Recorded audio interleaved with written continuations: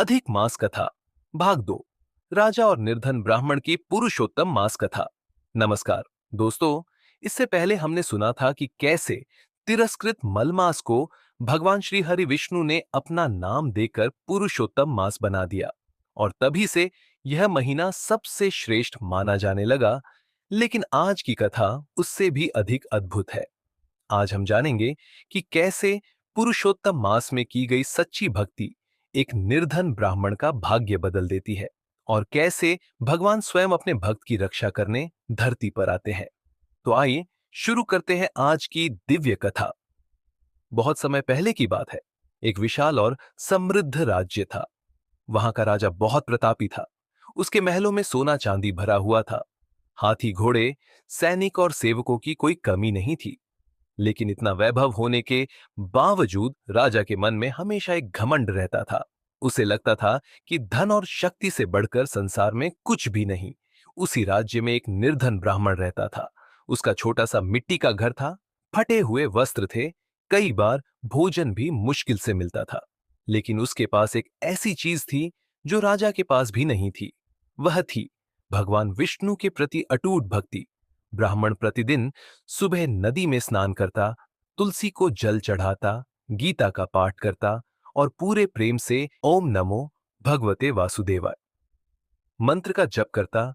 लोग उसका मजाक उड़ाते थे, कहते, इतनी पूजा करके भी तुम्हारे पास धन नहीं, भगवान ने तुम्हें दिया ही क्या है। लेकिन ब्राह्मण मुस्कुराकर कहता, भगवान का नाम ही सबसे बड़ा धन है। कुछ समय बाद पुरुषोत्तम मास प्रारंभ हुआ। पूरा राज्य इस पवित्र महीने की तैयारी करने लगा। मंदिरों में दीप जलने लगे, हर ओर भजन और कीर्तन की ध्वनि गूंजने लगी। निर्धन ब्राह्मण ने निश्चय किया कि वह पूरे महीने भगवान विष्णु की विशेष पूजा करेगा। हालांकि उसके पास धन नहीं था, लेकिन उसके मन में सच्ची श्रद्धा थी। वह रोज थोड़ा थोड़ा आटा बचाता, कुछ फूल जंगल से लाता और शाम को मिट्टी का छोटा दीपक जलाकर भगवान की आरती करता।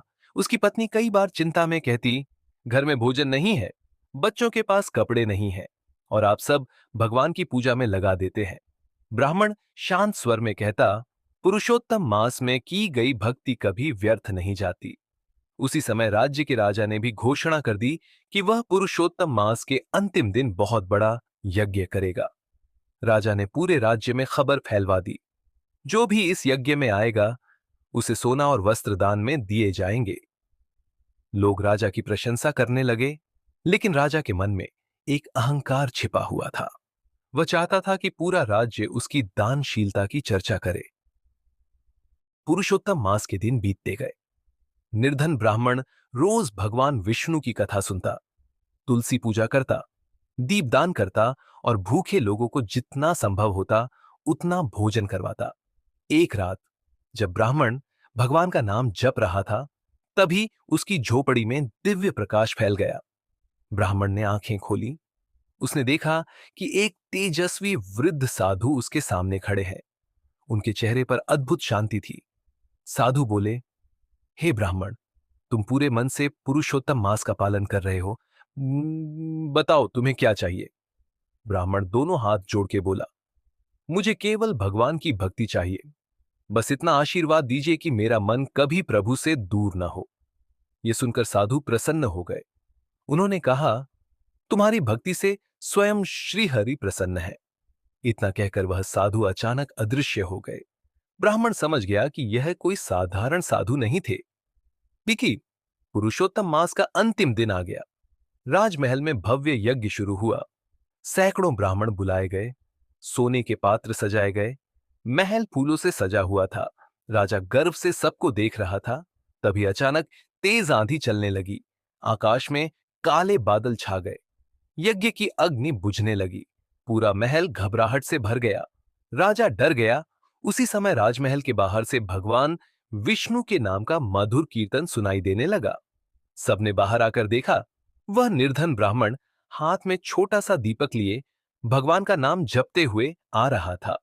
जैसे ही वह यज्ञ के पास पहुंचा, अचानक आंधी शांत हो गई, बादल हट गए और यज्ञ की अग्नि फिर से प्रज्वलित हो उठी। ये देखकर सभी आश्चर्यचकित रह गए।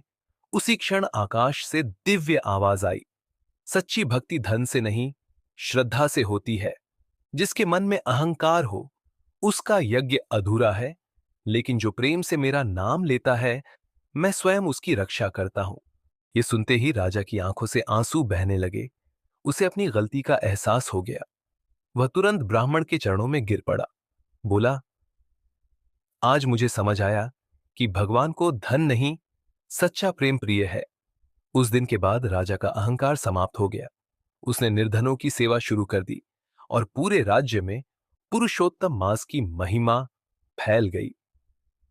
कहा जाता है कि जो व्यक्ति पुरुषोत्तम मास में सच्चे मन से भगवान विष्णु की पूजा करता है, दीपदान करता है, गीता पढ़ता है और जरूरतमंदों की सहायता करता है, उसके जीवन की परेशानियां धीरे धीरे दूर होने लगती हैं। भगवान श्री हरि ऐसे भक्तों पर विशेष कृपा बरसाते हैं। कथा का संदेश भगवान को दिखावा नहीं, सच्चा प्रेम प्रिय है। जिसके मन में श्रद्धा और भक्ति होती है, भगवान स्वयं उसकी रक्षा करते हैं। जय श्री हरि विष्णु। अगर आपको यह कथा आपको अच्छी लगी हो तो लाइक और कमेंट में जय श्री हरि विष्णु जरूर लिखें। यदि आपको भगवान विष्णु, श्री कृष्ण, राधा रानी, शिव जी, हनुमान जी, शनिदेव, माता लक्ष्मी, खाटू श्याम और सनातन धर्म से जुड़ी कथाएं पसंद है तो वीडियो को लाइक, शेयर और चैनल सब्सक्राइब जरूर करें। बेल आइकॉन दबाना न भूलें ताकि आपको ऐसी ही पावन कथाएं सबसे पहले मिलती रहे।